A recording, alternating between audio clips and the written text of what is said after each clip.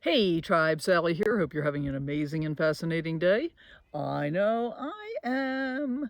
I'm coming to you in Yellowstone National Park at Lewis Lake. This is my 6th official day of camp hosting, so uh, I had 4 days off though, so I gotta see how many days I've actually been here and I'll put that on the screen. Just wanted to share some observations with you, what my time here has been like, and maybe help you be prepared if you decide to do something like this and have some questions that you want to be ready to ask and then have them available to be answered. Wake up with the sun in our eyes. Sally forth, no need for goodbyes. Journey calls, let's roll the dice. Every mile a new surprise.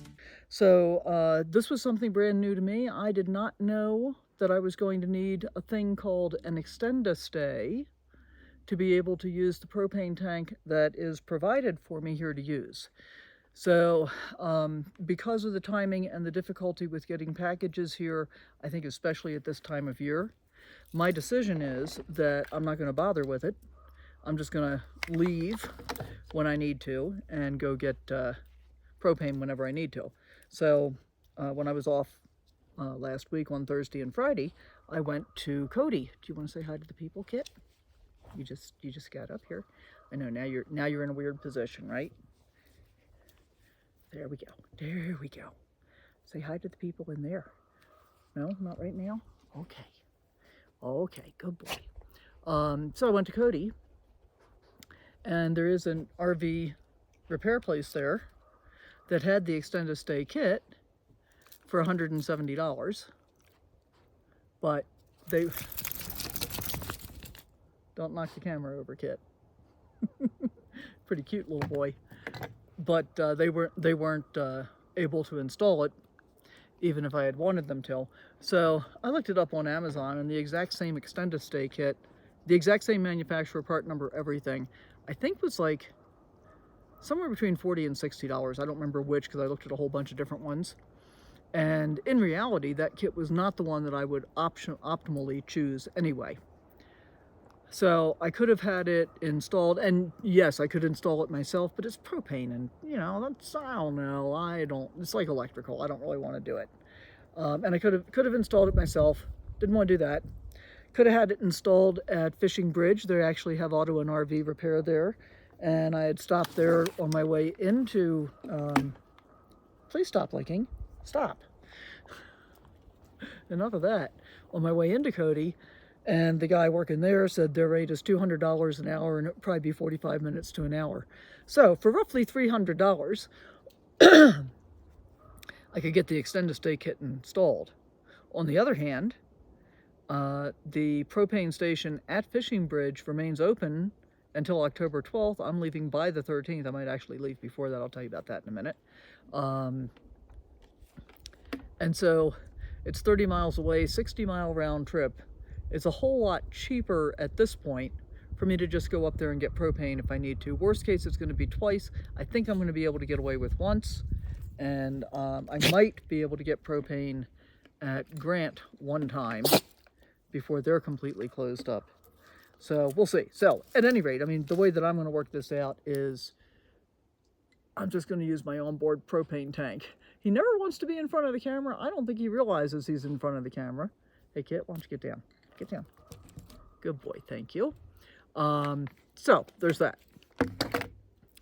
On my way to Cody, I went to West Thumb and walked around the geyser basin there. That was pretty cool. There'll be, you know, a little separate video on that trip in chronological travel video time, as opposed to what you're getting right now, which is actually in real time. I mean, I'm recording this on Sunday, and you're going to see it on Sunday, most likely.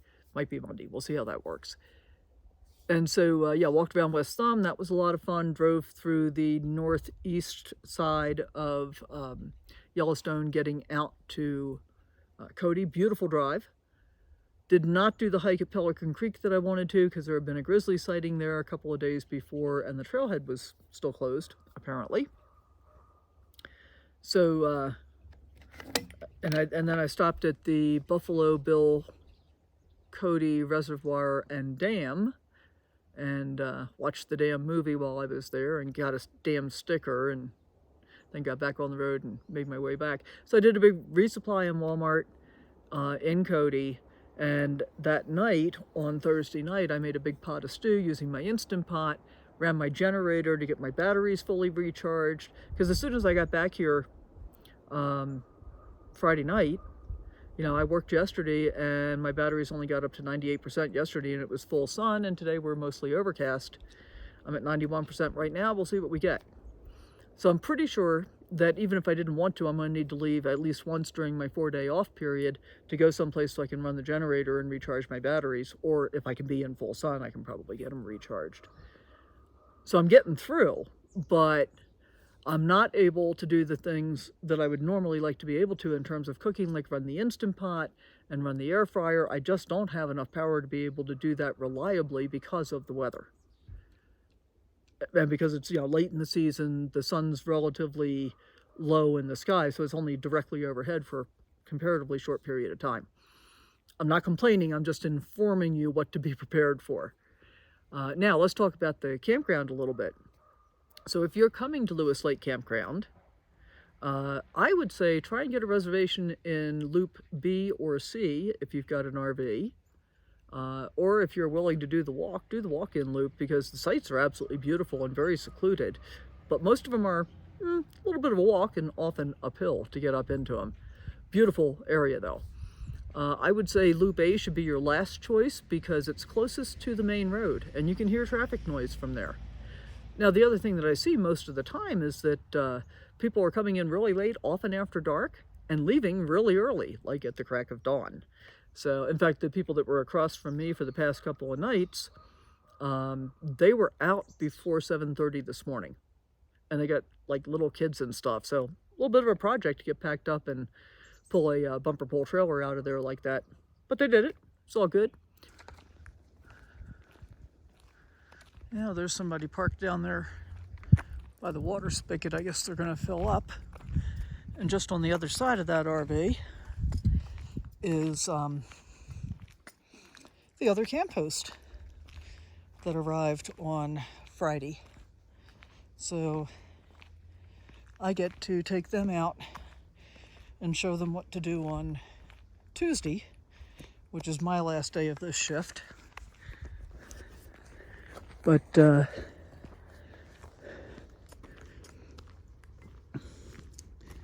be fun. And then I get 4 days off starting on Tuesday. I haven't met her yet. I met him yesterday. And we're going to take a little walk up here through the B loop, because I don't think I've taken you here yet. I'm pretending it's warmer than it is today. So I'm wearing a tank shirt and shorts, and I probably should have a little more on than a tank shirt. The shorts actually feel okay, but a little chilly around the shoulders. But I got such a nice tan this summer, I'm loath to give it up. My first day, that's Site 47 right here. Vault toilet right here. You go back up into it to get to the tent area. And the first day I was working on my own, I couldn't find it. I had to go back to the ranger station and look at the campground map in order to be able to find it. So just to give you an idea, it's about 5 after 1, and you can see how empty the campground is. You okay, Kit? Did you get something stuck in your foot? Did you get something stuck? Did you get it? Is that okay? Do you need help? Do you need help? What do you think? Here, come over here in the sun. Is it okay? Do I need to get it out of your foot for you? Huh? All right, let me do that. Did you get pine tars in your paws? Yes, you did. Okay, Can you walk okay now? Yeah, now I got pine tar on my fingers from picking it out of his paws. But he had his rear paw, he'd picked up a piece of like a pine cone and gotten it a little stuck. You okay, Kit? And some people leave their bear boxes open like this. Some people leave them closed. Part of what I have to check for when I'm doing my morning rounds is, I'm checking fire pits and making sure there's not too much ash in them, and that the trash got picked up by the people. They didn't leave trash behind. And then it's a good idea to take a look at sites when people are out of them to make sure that there aren't any violations, like leaving food out. They just got a bunch of wood over there and a folded up tarp and their tent.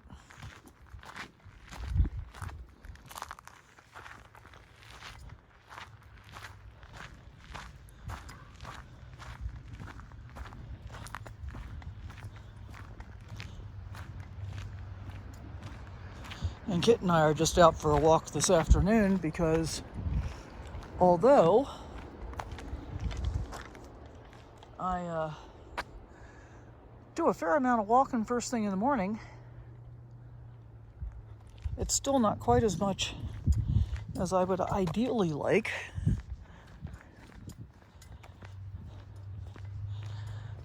Because I want to keep moving. And I have spent so much of this year recovering from the broken foot and not being able to really walk very much.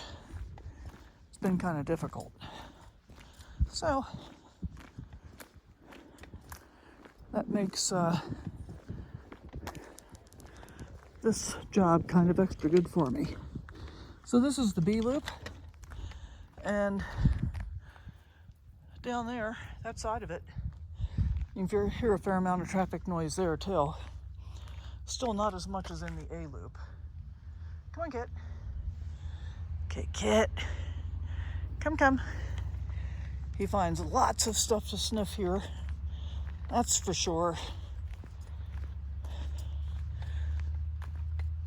And even the people that stay more than one night, for the most part, seem to be out and exploring stuff all day, every day. And I guess that makes sense, because this park is pretty difficult to get into and be able to get a site.